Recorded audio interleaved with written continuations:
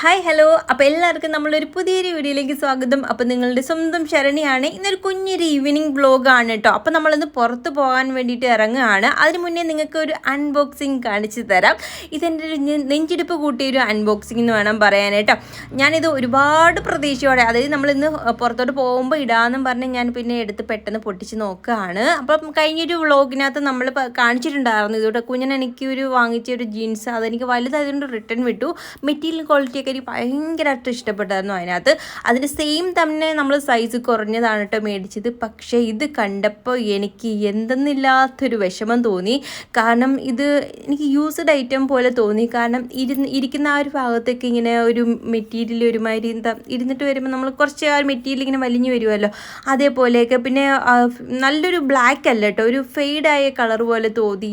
പിന്നെ അന്നത്തേൻ്റെ അത്രയും ക്വാളിറ്റി എനിക്ക് തോന്നിയില്ല മെറ്റീരിയൽ. എന്നാൽ സെയിം തന്നെ നമ്മൾ സൈസ് കുറഞ്ഞത് മേടിച്ചെന്നേ ഉള്ളൂ. പക്ഷേ ഡിസൈനും കാര്യങ്ങളൊക്കെ സെയിം തന്നെ. പക്ഷേ അതെനിക്ക് മെറ്റീരിയൽ ക്വാളിറ്റി ഒട്ടും കൊള്ളത്തുമില്ല. പക്ഷേ എനിക്ക് അത് ചെറിയ സൈസും കേട്ടോ.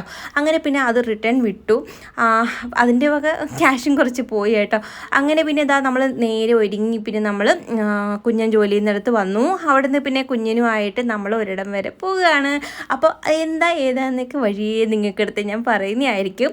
കഴിഞ്ഞ 1-2 ദിവസത്തിന് മുന്നായിട്ടേ ഒരു കുട്ടിയെ നമ്മളടുത്ത് ബർത്ത്ഡേ വിശ്വസിച്ച് പറയുമോ ചേച്ചി എന്നിങ്ങനെ പറഞ്ഞ് കമൻറ്റ് ഇട്ടിട്ടുണ്ടായിരുന്നു. അപ്പം ഞാനിങ്ങനെ പറഞ്ഞോ ഡേറ്റും പേരും കൂടെ പറഞ്ഞോ എന്ന് പറഞ്ഞിട്ട് അത് എനിക്ക് പിന്നെ റിപ്ലൈ തന്നില്ല കേട്ടോ. അപ്പോൾ അത് ഏതാണെന്ന് എനിക്ക് അറിയത്തില്ല.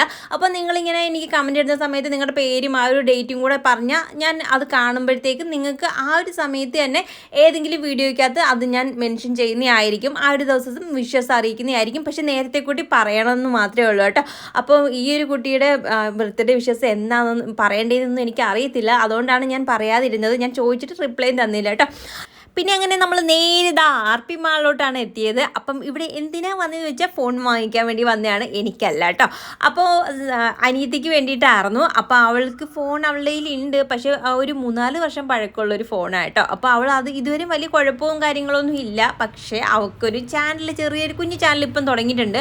അപ്പോൾ അവൾക്ക് അതിനകത്ത് വീഡിയോസൊക്കെ എടുക്കുമ്പോഴത്തേക്ക് ക്ലാരിറ്റിയിൽ വ്യത്യാസവും കാര്യങ്ങളും പിന്നെ ഷേക്ക് ആവുക അങ്ങനെയൊക്കെയുള്ള പ്രശ്നങ്ങൾ ഒരുപാടുണ്ട് കേട്ടോ. അപ്പോൾ അവൾ ഒരു കുഞ്ഞൊരു ഫോൺ മേടിക്കാമെന്ന് പറഞ്ഞിങ്ങനെ വന്നതാണ്. അപ്പോൾ എന്ത് മേടിക്കണം എന്നിങ്ങനെ അവൾക്ക് അറിയില്ല. അപ്പം കുഞ്ഞിനോട് ചോദിച്ചുകൊണ്ടേയിരിക്കും, ചേട്ടാ എനിക്ക് ഏത് ഫോണാണ് നല്ലതെന്നൊന്ന് പറഞ്ഞു തരാമോ. അങ്ങനെ ചേട്ടൻ തന്നെ എടുത്താൽ മതി എന്ന് പറഞ്ഞ് അവസാനം എന്തായാലും കറങ്ങി തിരിഞ്ഞ് ഐഫോണിലോട്ട് വന്നെത്തി.